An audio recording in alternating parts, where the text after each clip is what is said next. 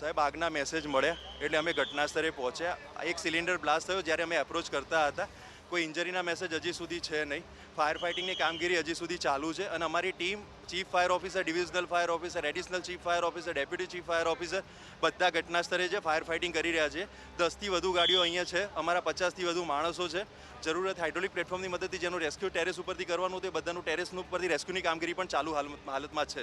બસ rescue કરવામાં આવ્યા અત્યાર સુધીમાં ઘણા બધા છે કે જે લોકોને અમે ફિઝિકલી નીચે ઉતારી દીધા છે. જે લોકોને નીચે નતા આવી શકે એવા એમને ટેરેસ ઉપર લઈ ગયા હતા, તો એમને પણ આ હાઇડ્રોલિક પ્લેટફોર્મની મદદથી રેસ્ક્યુ.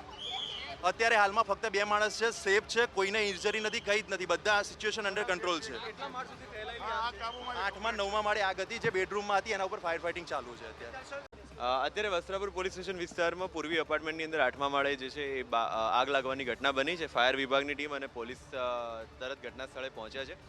અત્યારે આગની અંદર જે સંડોવાયેલા લોકો છે એ લોકોને બહાર કાઢવાની કામગીરી ફાયર વિભાગ દ્વારા કરવામાં આવી છે. અત્યારે પોલીસ બંદોબસ્ત પણ રાખવામાં આવે છે જેથી કરીને કોઈ બીજી જાનહાનિ જે છે એ ટાળી શકાય. સ્થાનિક પીઆઈ, એસીપી અને ડીસીપી તેમજ અન્ય સ્ટાફ જે છે અહીંયા ડિપ્લોય કરવામાં આવ્યો છે અને જે આગ લાગી છે એને બુઝાવવાની અને એમાં જે ભોગ બનનાર છે એમને બહાર કાઢવાની કાર્યવાહી ચાલુ છે.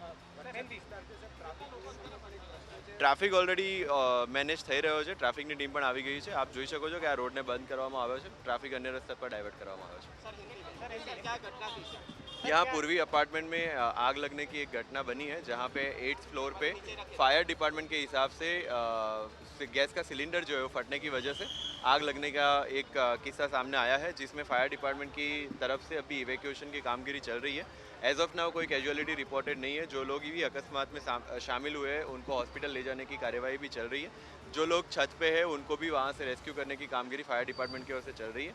आगे कोई अनटूवर्ड इंसिडेंट ना बन पाए इसलिए पुलिस डिपार्टमेंट जो है वो भी यहाँ पे डिप्लॉय किया गया है. ट्रैफिक को डाइवर्ट किया गया है और कामगिरी रेस्क्यू की जो है वो चालू है.